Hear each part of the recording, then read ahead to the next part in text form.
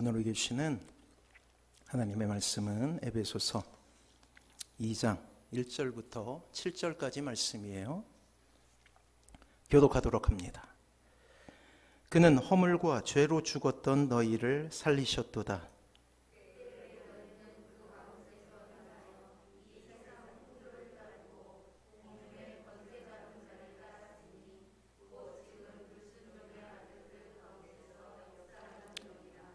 전에는 우리도 다 그 가운데서 우리 육체의 욕심을 따라 지내며 육체와 마음에 원하는 것을 하여 다른 이들과 같이 본질상 진노의 자녀이었더니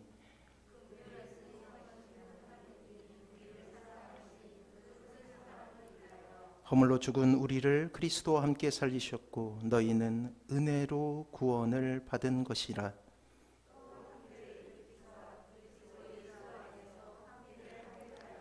같이 읽습니다. 이는 그리스도 예수 안에서 우리에게 자비하심으로 그 은혜의 지극히 풍성함을 오는 여러 세대에 나타내려 하심이라. 아멘. 우리 옆에 분하고 인사합니다. 사랑하고 축복합니다. 사랑하고 축복합니다. 우리 지난 2주간의 설교를 통해서 우리가 얼마나 소망이 없었던 존재였는지 깨닫게 되었어요. 그리고 죄에 대해서 우리가 살폈고 죄에 대해서 우리가 그것이 얼마나 무섭고 그리고 소망이 없는 것인지 우리는 깨닫게 되었죠. 자칫 무거운 설교를 통하여서 마음은 무거워졌을지는 몰라도 나 자신을 알아야지 하나님의 은혜를 구할 수 있기에 그렇게 조금은 무거운 시간을 가지게 되었습니다. 그리고 이제 우리는 오늘 본문을 통하여서 소망을 보게 되죠. 미국의 작가 어네스트 해밍웨이라는 잘 알려진 소설가가 있죠. 그의 대표적인 소설은 노인과 바다라는 그러한 작품입니다. 이 소설은 노벨 문학 수상작으로 더 유명한 작품이에요. 멕시코 말 위에 고깃배를 띄우고 살아가는 산티아고라는 그런 할아버지가 있었습니다. 그는 당장 저녁거리도 준비되어 있지 않는 낡은 오막살이에 혼자 살고 있었어요. 가난하지만 성실한 이 어부는 어느 날 고기잡이를 하러 나룻배 하나를 타고 바다로 나가게 됩니다. 그날도 이 어부는 단 한 마리의 고기도 잡지 못했어요. 이튿날에도 역시 바다로 나갔지만 단 한 마리의 고기조차도 얻지 못했습니다. 항구의 주민들은 이제 그 노인이 늙어서 더 이상 고기를 잡을 수 없게 된 것이라 비웃게 됩니다. 그러나 그 비웃음을 딛고 늙은 어부는 다시금 의연히 바다로 나가게 됩니다. 놀랍게도 그 어부는 그날뿐만 아니라 그날 이후 무려 84일 동안 낚시 고기를 잡으러 갔지만 한 마리도 낚을 수가 없었던 거예요. 작가인 어네스트 해밍웨이는 그것을 살라오라고 그렇게 표현해요. 살라오란 스페인 말로 애군이 단단히 끼었다라는 말이에요. 즉 완전한 패배를 의미합니다.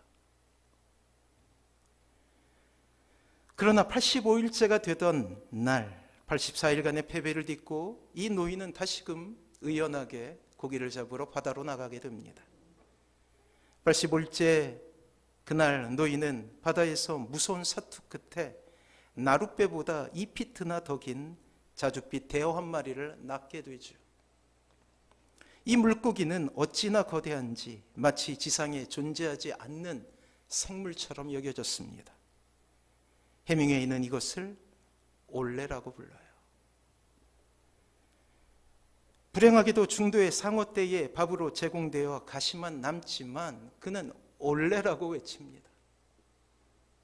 스페인 사람들은 투사가 검은 소의 목에 칼을 꽂고 완전한 승리를 이루었을 때 그것을 올레라고 부르거든요. 즉 올레란 완전한 승리를 의미하게 됩니다. 완전한 승리란 언제나 84일간의 실패를 넘어서 비로소 우리에게 다가오게 되는 것이죠. 골드스미스라는 사람은 이렇게 이야기합니다. 내 생의 최대의 자랑은 한 번도 실패했다는 것이 아니라 넘어질 때마다 다시 일어났다는 것입니다. 사랑하는 성도 여러분, 어쩌면 소설 속의 이 노인은 이 땅을 살아가는 신자의 모습이라고 할 수가 있어요. 오늘 실패하고 내일 넘어지고 때로는 좌절하고 세상의 조롱 가운데서도 결코 낙심하지 않고 세상과 다른 삶의 원칙을 고수하며 살아가는 외로운 그 노인처럼 말이에요. 때로 건져 올린 놀라운 결과물이 없다 할지라도 하나님과 동행하는 것에 만족하며 그 안에서 행복이라는 세상이 알지 못하는 감정을 길러 오르는 것이 바로 이 땅을 살아가는 신자라는 것이죠. 하지만 분명한 것은 그 길을 가는 것이 결코 쉽지 않다라는 거예요. 때로 빈손일 수도 있고 때로 넘어질 수도 있다라는 거예요. 이러한 신자의 여정을 이 존 버년이라는 경건한 사람은 이렇게 표현합니다. 철로 역정이라고요. 그렇습니다.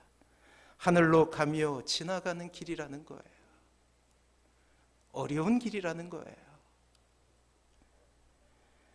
철로 역정의 주인공인 크리스찬은 멸망의 성을 떠나 낙담의 늪을 지나고 사망의 골짜기를 넘어서 허영의 거리를 지나 마침내 천성에 도달하게 됩니다. 스카이캐슬이죠. 그리고 천국을 향한 여정을 하게 되는 거예요. 철로 역정의 원제목은 이 세상에서 장차올 세상에 이르는 나그네 길이라는 뜻을 가지고 있어요. 그렇습니다. 신자의 삶은 다가올 세상을 바라보며 나그네를 자처하는 인생이에요. 어찌 좋고 편한 길만 있겠습니까? 때로 낙심하기도 하고 강도의 위협에 빠지기도 하고 해와 달의 어려움 속에 갇히기도 하는 것이 이 땅을 살아가는 우리의 모습 아닙니까? 그래요. 그것이 신자의 모습이라는 것이죠.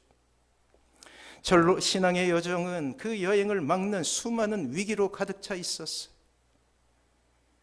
다윗이 고백했던 대로 낮의 해와 밤의 달의 위험이 있었던 곳이었고요. 가족으로부터 시작해서 수많은 사람들이 반대하는 길이었어요. 그래서 철로 역정을 떠날 때 가장 먼저 반대하고 일어났던 것이 부인 아니었습니까?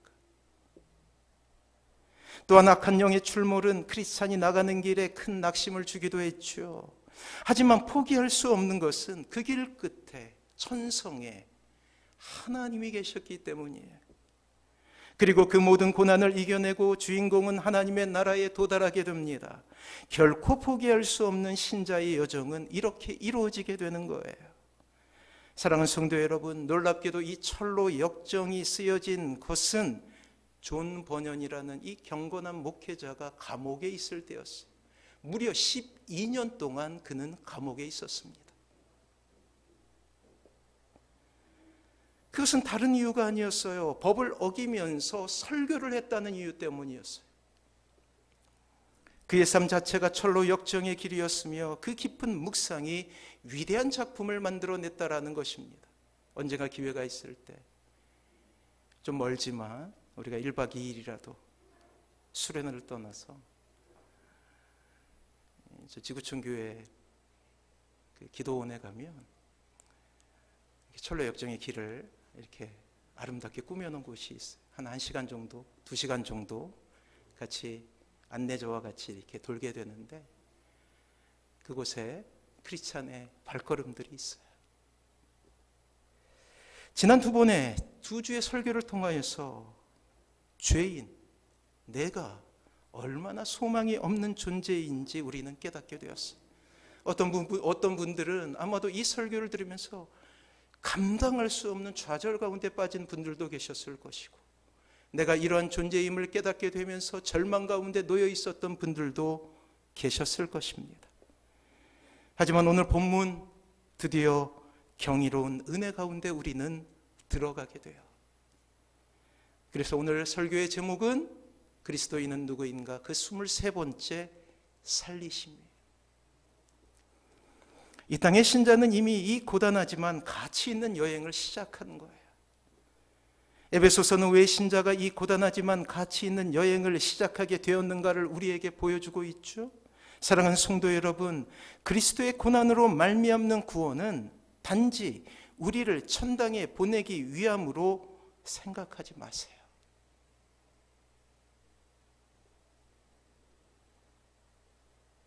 그저 우리가 신앙생활을 하는 이유가 죽어서 천국을 가기 위함임을 그렇게 생각하지 말라는 거예요. 마치 보험 하나를 둬두는 것으로 생각할 수가 없다라는 것이죠. 이러한 사람들은 자신들이 받은 즉각적인 구원이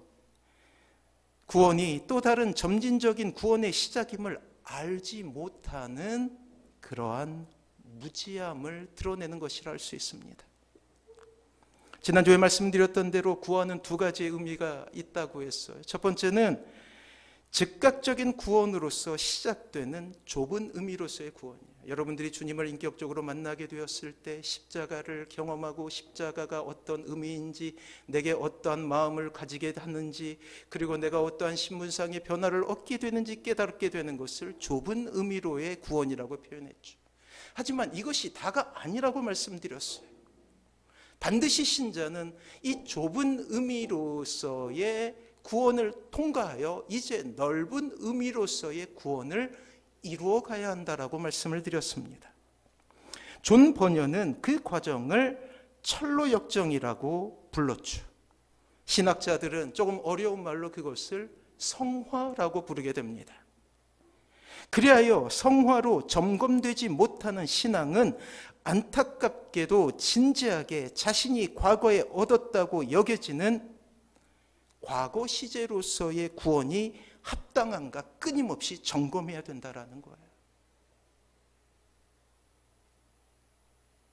그래요. 우리에게는 두 가지 구원이 충족되어야만 온전한 구원을 이루었다라고 말씀드릴 수가 있다라는 거예요. 이 땅의 많은 신자들이 첫 번째 구원을 전제로 두 번째 구원을 무시한 채 살아가고 있다라는 것이죠.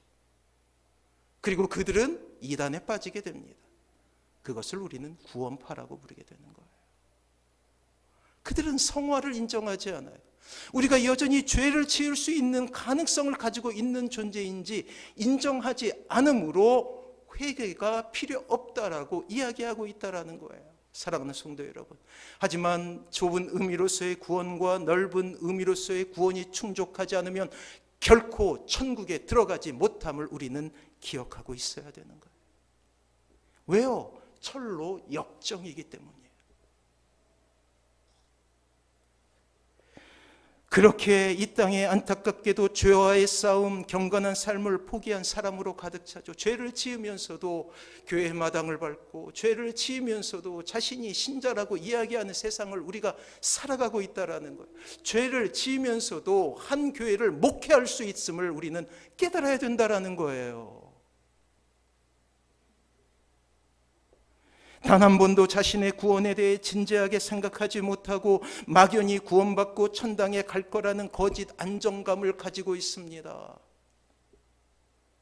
그리스도의 고난으로 말미암는 구원이 단지 우리를 천당 보내기 위함이라고 생각하고 이신칭이라는 전적인 하나님의 은혜를 오역하여 죄 가운데 살아도 구원받을 수 있다라고 거짓 안정감을 가지고 살아가는 거예요. 왜 이 땅에 기독교가 이만큼 어려움을 겪고 있습니까? 성화를 잃어버렸기 때문이에요. 철로 역정을 잃어버렸기 때문이에요. 그렇습니다.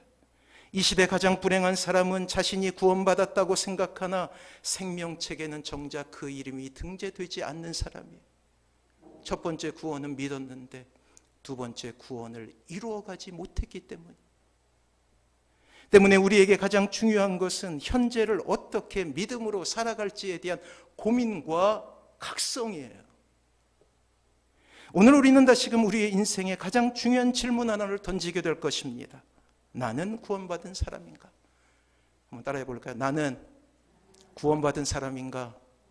그래요. 나는 참된 신앙의 길을 가고 있는 것인가를 매일매일 물어야 된다는 거예요. 내가 가는 그 여정이, 내가 가는 길이 철로 역정의 길인가? 그리스도인은 누구인가? 그 23번째는 살리십니다. 에베소서를 통해 비추어지는 인간의 실상은 참으로 비참하기 그지없습니다. 성경은 이러한 인간의 실존에 대해 숨기지 않은, 사랑하는 성도 여러분 잘 기억하십시오. 인간이 얼마나 비참한 존재인지 다시금 이 사도 바울이 에베소 교회 교인들을 향하여서 외치고 있어요. 누구에게 한 거예요? 에베소에 있는 누구? 믿지 않는 사람들? 하나님을 만나지 못한 천만에요. 에베소 교회를 다니고 있는 교인들에게 전하고 있는 말이에요. 죄와 싸워야 한다. 영적 전쟁을 치러야 한다. 하나님을 사랑해야 한다. 성경은 이러한 인간의 실존에 대해 숨기지 않고 있죠. 성경에는 행복했던 삶을 스스로 발로 차버리고 가혹한 삶의 저주 가운데 살아야만 했던 한 민물을 소개합니다. 복습하는 거예요. 그가 사는 주소는 에덴 동산이었고 그의 아내 이름은 하와였어요. 그렇습니다. 하나님께서는 처음 사람 아담과 하와를 통해 이 땅에서 가장 행복한 천국을 만들어 내시고자 했어요. 저 위에는 천성, 하늘나라가 있다면 이 땅에는 인간을 통해 구현할 천국과도 같은 세상을 만들길 원하셨다라는 거예요. 그리고 아담과 하와를 통해 이 땅에서 가장 행복한 삶의 모습을 구현하여 이 땅에 태어나게 되는 모든 자손을 통하여서 행복한 삶이 무엇인지 알려주려 하셨습니다. 아담과 하와는 스스로 그 에덴 동산을 낙원이라 부르며 행복한 삶을 살았죠. 하지만 문제가 생깁니다. 이 아담은 하나님의 자리를 차지하면 더 행복해질 것이라고 생각해요. 뱀이 그렇게 유혹하지 않습니까? 하나님과 같이. 이미 말씀드린 대로 역심을 품은 역적이 되는 거예요. 그렇습니다. 조선시대 그 엄혹한 시대에 삼족을 멸하고 여인들은 노예로 팔리는 중형이 있었어요. 그래요. 그들은 역적이었어요. 아담과 하와가 처음 마음에 품었던 죄의 본래의 모습은 역심이었던 거예요. 내가 하나님이 되고자 했던 거예요. 그렇습니다. 그 이후에 비참함이 인간의 역사가 되어버리죠. 이러한 죄는 고스란히 아담의 허리에서 나온 모든 인간에게 전수가 됩니다. 이 땅에 태어나는 모든 사람들은 이렇게 엄마 뱃속에서 나오면서 내가 하나님이다 라는 역심을 품고 태어나게 되는 거예요. 이것을 우리는 오리지널 신 원죄라고 부르게 되죠. 오늘 성경은 한 가지 단어를 통해서 그것을 표현해요. 이 원죄, 그 특징에 대해서 한 가지 단어를 통해서 표현하게 됩니다. 좀 이따 살펴보겠지만 정말 두려운 단어, 본질상이라는 단어를 통해서 표현하게 되는 거예요. 이제 남자에게 풍요로움을 주었던 땅은 경작하지 않으면 엉겅퀴와 가시를 내었고 평생 수고하지 않으면 소출을 얻지 못하는 가혹한 노동 가운데 시달리게 됩니다. 요즘에 대통령이 울부짖고 있는 것이 있죠. 69시간을 일하라고. 안 돼요. 평생 수고하지 않으면 소출을 얻지 못하는 가혹한 세월을 보내야 된다는 거예요. 여자에게 해산의 기쁨은 극한 고통을 통과하지 않고는 얻을 수 없는 것이 되었고 이미 말씀드렸지만 남자의 다스림을 받아야 됐어요. 그리고 수없는 세월 동안 여자는 남자의 지배 아래 놓이게 됩니다.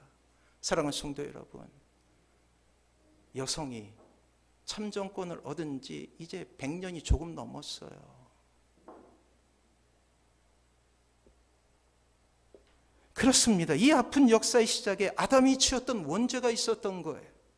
참으로 아름답고 행복을 주었던 에덴 동산에서 쫓겨나 세상에서 유리방황하는 인생이 되어버립니다.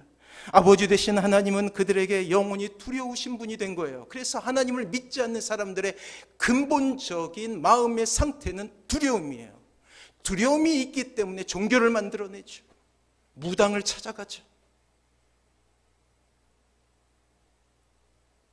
두려움이기 때문이에요. 하나님을 잃어버리자.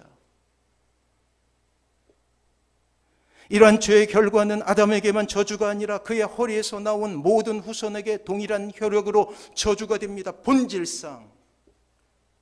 그래서 성경은 이렇게 이야기해요. 로마서 3장 23절 주보에 있어요. 같이 한번 읽어볼까요? 같이 읽습니다. 시작. 모든 사람이 죄를 범하였음에 하나님의 영광에 이르지 못하더니 뭐라고 그래요? 어떤 사람에게 죄가 천만에요. 모든 사람에게 본질상 죄가 있다라는 거예요. 이 죄는 오리지널 신입니다. 사랑하는 성도 여러분, 이렇게 우리는 한 사람의 예외도 없이 비참한 인생이 되어버린 거예요. 그렇습니다. 여러분들이 이 땅에서 고난을 받고 절망 속에 갇혀 있었던 것은, 이런 비참 가운데 놓여 있었던 것은 우리 안에 본질상 죄가 있었기 때문이라는 거예요.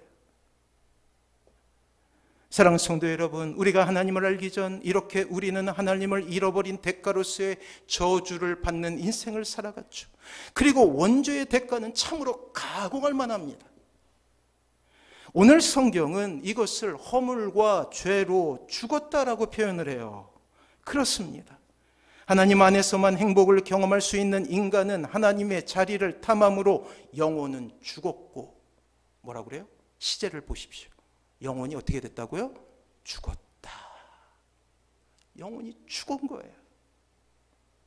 그 마음의 정서가 무엇이라고요? 하나님을 잃어버렸기 때문에 두려움이에요. 그래서 이 땅에 하나님 외에 다른 것을 하나님으로 삼아서 살아가게 되는 거예요. 어떤 사람은 돈을, 어떤 사람은 자녀를, 어떤 사람은 실제로 하나님이 아닌 것을 경배하죠. 절로 가기도 하고 모스크에 가기도 하고 또 이단에 빠지기도 하고, 그 모든 것이 두려움에서 나오는 정서 때문이라는 거예요. 그리고 공중권세 잡은 자, 사단을 추종하며 살아가는 참으로 가련한 인생이 됩니다. 같이 한번 볼까요? 2절 같이 한번 봅니다. 시작. 그때에 너희는 그 가운데서 행하여 이 세상의 풍조를 따르고 공중의 권세 잡은 자를 따랐으니, 뭐라고 그래요? 공중의 권세 잡은 자, 사단을 따랐으니. 무섭지 않습니까?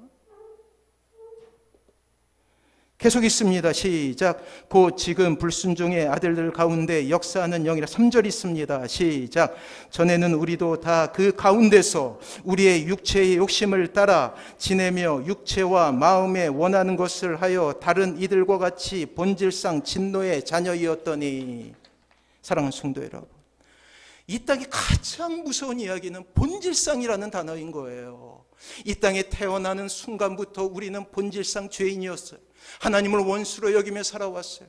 해맑고 아름다운 그 아기의 본 모습을 보면 그 아기도 그 마음속에 본질상 죄를 가지고 있었던 존재라는 거예요.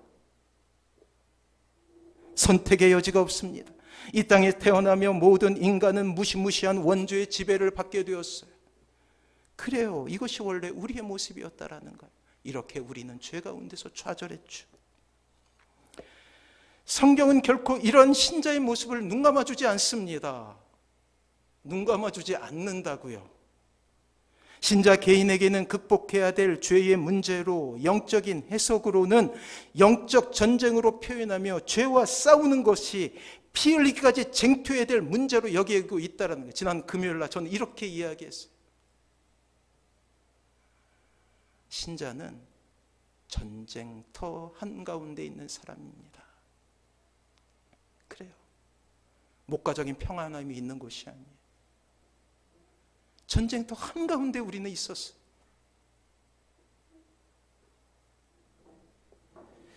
사랑하는 성도 여러분, 깊은 고민 가운데 우리가 살펴보아야 될 단어 하나가 있어요. 위선이라는 단어입니다. 위선이란 사람들에게 보이기 위해 자신의 의로운 행위를 사람들 앞에서 행하는 것이, 신자의 마음을 굳어지게 하는 이 위선은 마음에 드림없이 형식적인 신앙생활을 하게 됩니다. 그래요. 신앙생활에 있어서도 위선이 있을 수 있다는 거예요. 이것은 외식에서 나오는 것인데, 외식이란 종교 행위를 통해 사람으로부터 받는 좋은 평판을 기대하는 거예요. 가장 위험한 것은 우리의 신앙생활이 이 위선을 동반할 때라는 거예요. 척하는 것이죠. 거짓 안정감에 사로잡히는 거예요. 오랜 생활, 신앙생활을 했다는 이유로 죄와 싸우지 않습니다. 목사라는 타이틀을 가지고 있기에 죄와 싸우지 않아요. 왜요? 위선으로 덧칠을 했기 때문에.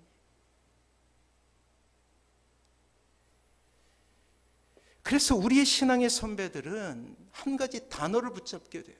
코람데오라는 말이에요. 이 경건의 단어를 붙들고 끊임없이 하나님 앞에 서려 했어요. 하나님 앞에 서란 뜻이죠. 하나님 앞에서 자신이 얼마나 소망이 없는 존재인가를 끊임없이 확인하게 됩니다. 하나님을 의지하기 위해 몸부림치는 과정을 통해 하나님께로 나아가게 되는 거예요. 그러나 이내 문제가 생기고 맙니다.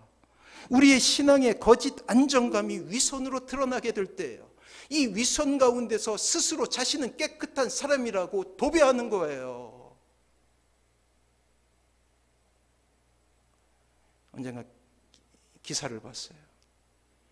새로 입주한 아파트에 말도 안 되는 그런 악취가, 새로 입주한 아파트인데 아무리 방향제를 사용하기도 하고 여러 가지 방법을 통해서 깨끗하게 하려고 했지만 안 돼요. 그래서 그 주인이 벽을 파봤대요. 알고 봤더니 공사를 하면서 화장실이 멀기 때문에 거기다 배설을 했는 거예요. 그곳에 아무리 터치를 하고 페인트를 칠하고 깨끗한 벽지를 그곳에 붙인다고 해도 그것이 더럽다라고 고백할 수밖에 없는 거예요.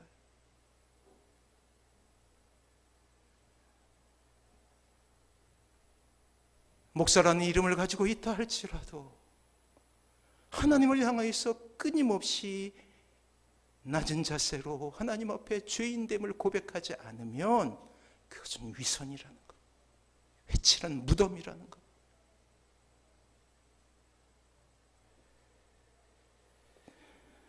위선은 자신의 영혼을 보는 예리한 영성을 무뎌지게 하고 거짓 안정감으로 안심하게 됩니다. 이 땅을 지배했던 것이 바로 위선이었어요. 위선. 봉사하고 직분을 받고 그러면서 위선의 옷을 입혀요. 목회자들이. 자신도 위선적일 뿐만 아니라 신자들도 위선적으로 만들어버려요.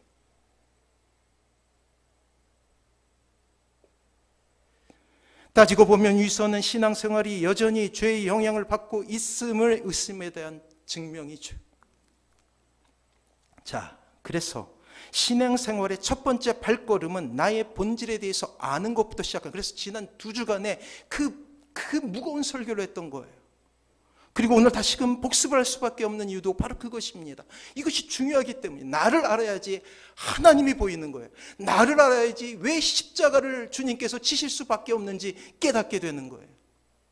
나를 알아야지 내가 죽었던 영혼이기 때문에 부활절의 생명이 얼마나 귀한 것인지 깨닫게 되는 것이기 때문이에요. 자, 1절 다시 한번 읽습니다. 1절 같이 한번 읽어봅니다. 시작. 그는 허물과 죄로 죽었던 너희를 살리셨도다. 사랑하는 성도 여러분, 바울은 허물과 죄라는 단어로 하나님을 알지 못하는 우리의 절망을 설명하고 있습니다. 이미 죄에 대해서 우리는 여러 차례 살펴보았기에 오늘은 허물이라는 단어를 통해 우리의 소망 없음을 보자는 것입니다. 허물은 잘못을 의미해요. 죄가 마음속에 있는 것이라면 허물은 밖으로 드러나는 거예요. 그릇된 행실이나 실수를 의미하게 되죠. 이것은 사전적인 의미이지만 영적으로는 하나님을 향한 반항심이에요. 싫은 거예요. 하나님을 향해 적극적으로 항거하는 것입니다. 이 허물은 단순한 실패, 무능력, 실수를 의미하는 내가 부족해서요 라고 이야기할 수가 없다라는 거예요. 왜요? 원죄가 밖으로 드러나는 것이기 때문에. 이 원죄는 하나님을 향한 반항이죠. 하나님을 향한 역심이죠. 의도적으로 하나님을 향하여 적대감을 드러냈던 것이 우리의 인생이라는 것입니다. 이것으로 인하여 성경은 이렇게 표현하고 있습니다. 죽었던 시제가 뭐라고요? 과거. 주님을 믿지 않으면 죽은 거예요. 영이 죽은 거예요. 소망이신 하나님과의 완벽한 단절이죠. 사랑하는 성도 여러분, 하나님의 은혜에도 불구하고 우리의 인생이 이토록 메마른 이유가 무엇일까? 감사는 어느새 사라지고 감격은 어느새 추억이 되는 이유가 무엇일까요? 우리의 인생을 채우고도 남는 놀라운 사랑이 있음에도 불구하고 여전히 이 세상이 가혹하다고만 그렇게 이야기할 수 없는 것이 원인이 나이기 때문이에요.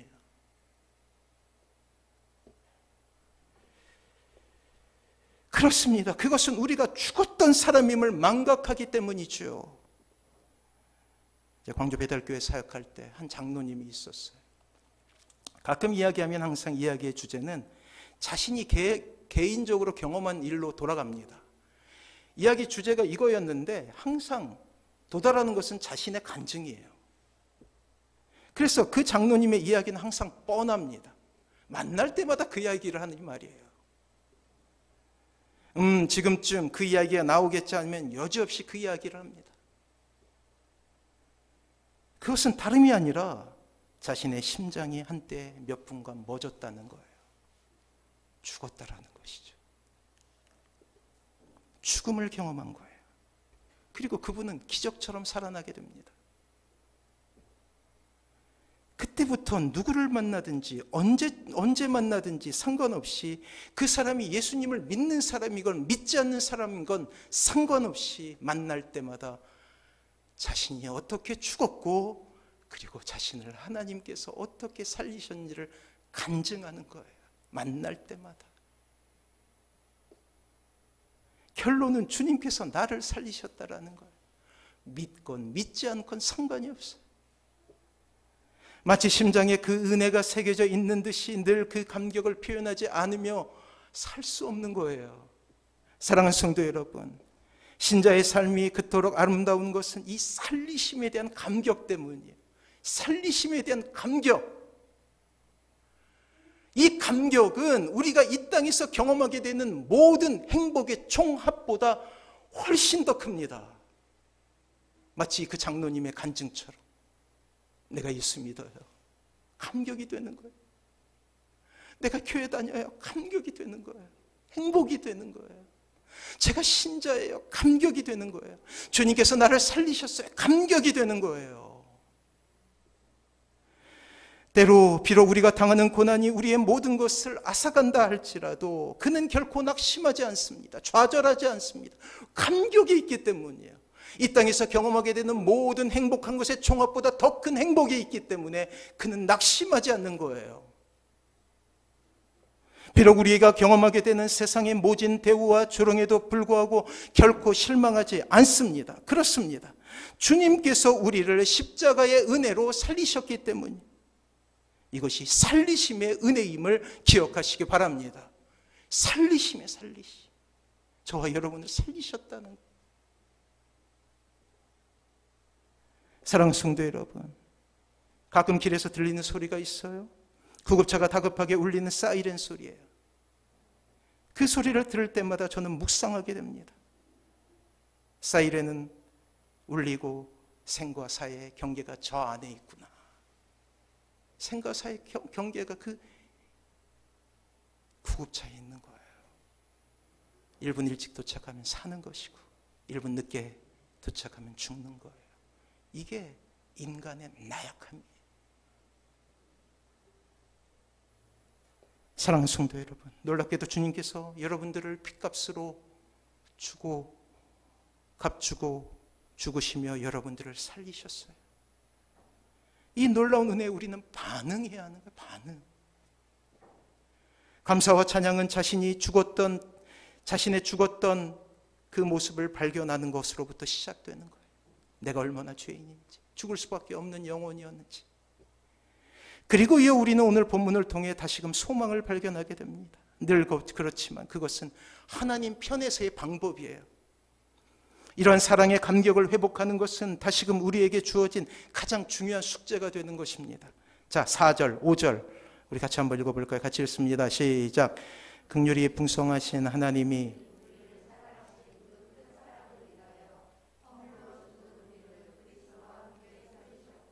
너희는 은혜로 구원을 받은 것이라. 사랑하는 성도 여러분, 이 구원의 영역에 있어서 우리는 완벽히 무능한 사람입니다. 하나님은 이 무능한 사람을 사랑으로 구원하시죠. 그럼 우리를 구원하시는 방법이 무엇일까요? 그런 죄라는 말을 이해할 때 잘 이해할 수 있게 돼요. 죄가 용서받을 수 있는 단 한 가지 방법이 무엇일까요? 그것은 대가를 치르는 거예요. 그래서 이 땅에서 죄를 짓게 되면 어디로 가게 되죠? 교도소로 가게 돼요. 그 교도소에서 죄의 대가를 치르는 거예요. 1년이고 2년이고 죄의 대가를 치르는 기간이 지나가게 되면 어떻게 되죠? 자유하게 되는 거예요. 죄에 대해서 묻지 않게 되죠.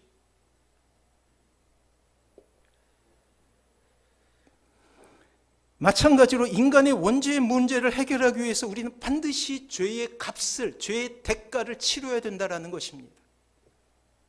그런데 문제는 원죄의 대가를 치르는 방법이 한 가지밖에 없다는 거예요. 하나님과 아담 사이에 계약이 일어났어요. 그리고 하나님께서 약속하시죠. 동산 중앙에 있는 나무와 선악과를 따먹지 말라. 그것을 따먹는 순간에 정령 죽으리라. 아, 죄의 대가는 죽는 것이, 원죄의 대가는 죽는 것이. 그래서 우리가 살기 위해서는 반드시 누군가 죽어야 된다는 거예요. 그래서 구약의 제사에는 짐승을 죽였죠. 불완전하죠. 그래서 완벽한 제물이 필요했어요. 그 제물이 누구예요? 예수 그리스도였던 거예요. 하나님이 직접 이 땅에 죄가 없는 분이 오셔서 죽으셔야만 가능했던 일이에요. 아, 드디어 우리는 알게 됩니다. 십자가가 필요한 이유.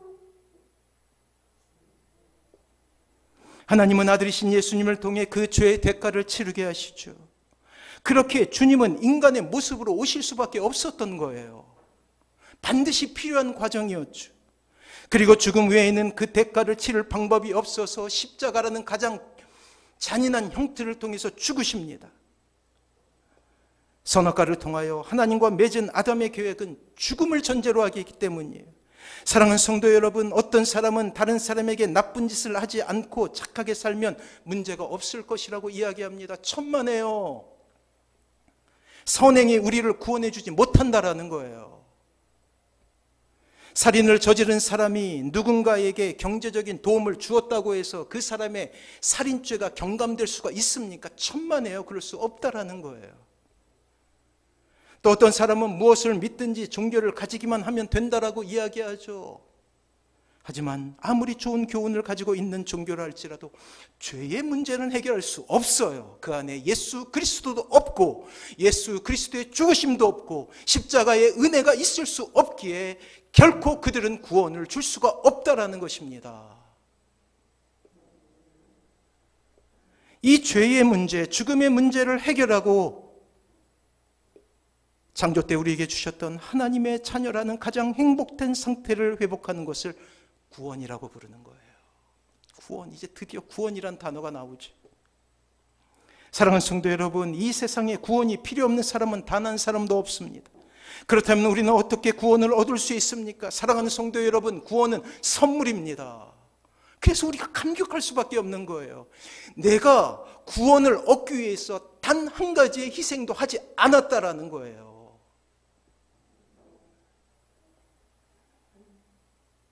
우리가 열심히 노력해서 얻은 것이 아닙니다. 우리를 사랑하시기에 스스로 십자가에 달려 죽으셨죠.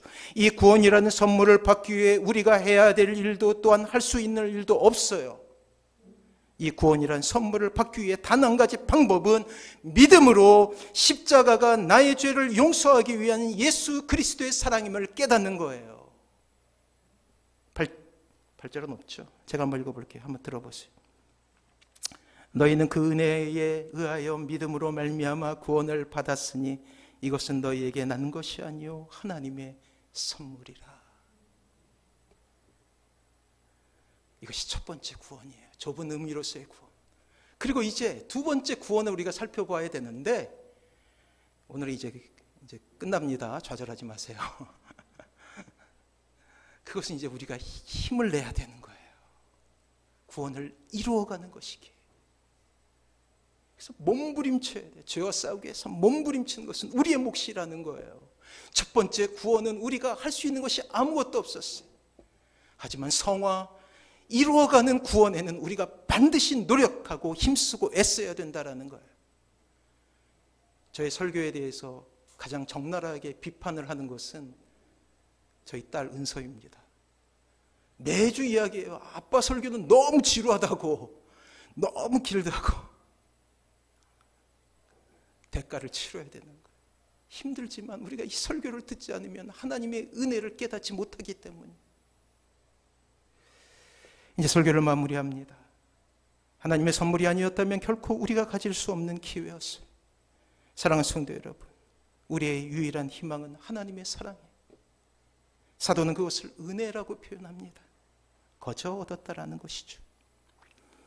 그렇다면 우리에게 필요한 것은, 성화의 삶을 살기 위해서 우리에게 진짜 필요한 것은 무엇이냐면 은혜에 대한 감격인 거예요. 감격. 격정적인 감정이 필요한 거예요. 그래서 우리가 십자가를 뒤돌아보는 것이고, 매해 사순절의 기간을 보내는 것이고, 부활절을 통해서 또 느끼게 되는 거예요. 다시 우리의 인생 가운데 이 은혜가 회복되기를 원합니다. 하나님의 사랑 가운데 서시는 모든 성도님들 되시길 주님의 이름으로 축원합니다. 예수 그리스도로만 우리가 만족합니다. 우리 충만이라는 찬양 같이 고백하시고 하나님 앞에 나아갑니다.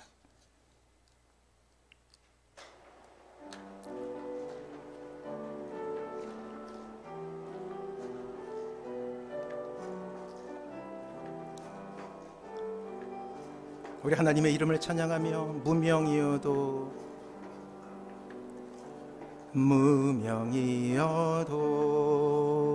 공허하지 않는 것은 예수 안에 난 만족함이라.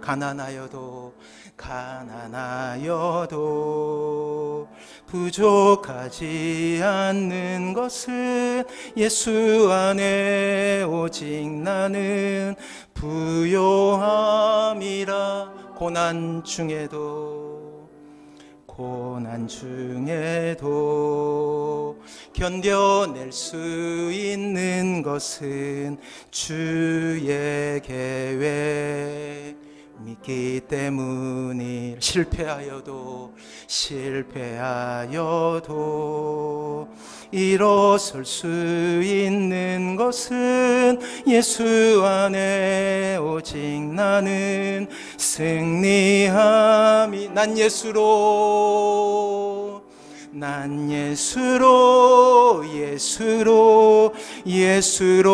충만하네. 난 예수로 충만하네. 난 예수로 충만하네. 영원한 왕 내 안에 살아게. 내 몸이 약해도 낙심하지 않는 것은 예수 안에 난 완전함이. 화려한 세상 부럽지 않는 것은 난 예수로 충만함이라. 난 예수로 충만하네. 세상 모든 것들도 부럽지 않네. 난 예수로 충만하네. 영원한 왕 내 안에 살아계시는. 난 예수로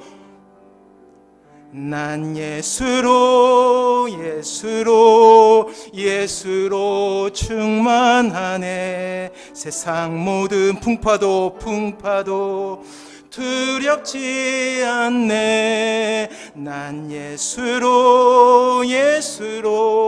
예수로 충만하네. 영원한 왕 내 안에 살아계시네.